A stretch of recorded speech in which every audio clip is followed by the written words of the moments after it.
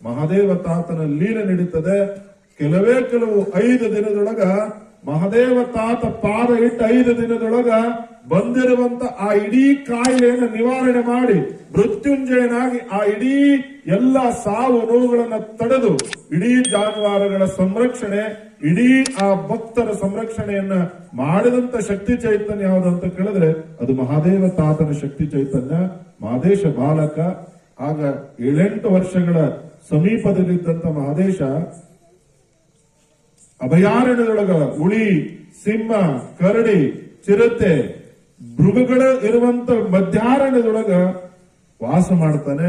ಅಲ್ಲಿ ಬುತ್ತಿಯನ್ನು ತಂದ್ಕೊಡ್ತಿರ್ತಾರೆ. ಊಟ ಮಾಡಿದ್ರೆ ಮಾಡ್ತಿದ್ರು, ಇಲ್ಲಾಂದ್ರೆ ಇಲ್ಲ. ಲೋಕಾಂತರದೊಳಗ ಏಕಾಂತದೊಳಗ ಇರುವಂತ ಶಿವಯೋಗಿ ಎಷ್ಟೋ ದಿನಗಳ ಕಾಲ ಆ ಅರಣ್ಯವೇ ಅವರಿಗೆ ಮನೆಯಾಗಿತ್ತು, ಮಠ ಆಗಿತ್ತು ಅನ್ನುವಂತ ರೀತಿಯೊಳಗ ಮಹಾದೇವ ಶಿವಯೋಗಿಗಳಿದ್ರು. ಅಂತ ಸಂದರ್ಭದೊಳಗ ಆಗಿನ ಮಹಾರಾಜರಾಗಿರುವಂತ ಕೃಷ್ಣರಾಜ ಒಡೆಯರು ಆ ಮಾರ್ಗವಾಗಿ ಹೋಗುವಂತ ಸಂದರ್ಭದೊಳಗ ಸ್ಫುರದ್ರೂಪಿ ಆಗಿರುವಂತ, ತೇಜಸ್ವಿ ಆಗಿರುವಂತ, ಬಾಳ ತಪಸ್ವಿ ಆಗಿರುವಂತ ಮಹದೇಶ ಬಾಲಕನನ್ನ ನೋಡುವುದಕ್ಕಿಂತ ಮುಂಚೆ ಬಹಳಷ್ಟು ರಭಸವಾಗಿ ಹೋಗುವಂತ ಅವರ ರಥ ತಕ್ಷಣವಾಗಿ ಅಲ್ಲಿ ನಿಂತು ಬಿಡುತ್ತದೆ. ಆಗ ಸಾರಥಿ ಆಗಿರುವಂತ ಕುದುರೆಯನ್ನು ಚಾಲನೆ ಮಾಡುವಂತ ವ್ಯಕ್ತಿ ಎಷ್ಟು ಕುದುರೆಯನ್ನು ಹೊಡೆದ್ರೂ ಕೂಡ ಮುಂದೆ ಹೋಗ್ಲಿಕ್ಕೆ ಸಾಧ್ಯನೇ ಆಗಲಿಲ್ಲ.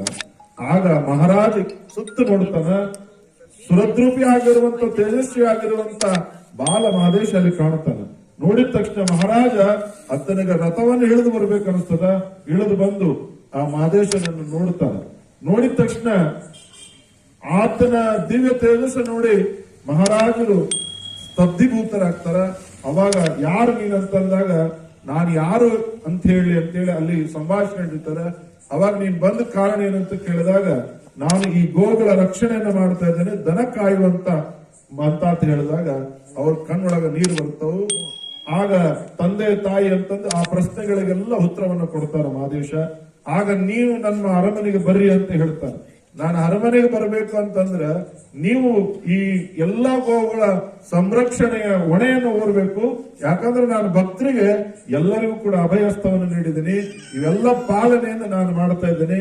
ಈ ಪಾಲನೆಯ ಹೊಣೆಯನ್ನು ನೀವು ಹೊರ್ತೀರಂತಂದ್ರ ನಾನು ಅರಮನೆಗೆ ಬರ್ತೀನಿ ಎನ್ನುವಂತ ಮಾತನ್ನು ಹೇಳ್ತಾರ. ಆಗ ರಾಜ ಆಗಿಂದಾಗ್ನೆ ಸಾಮಂತರಿಗೆ ಆಜ್ಞೆಯನ್ನು ಮಾಡ್ತಾನ.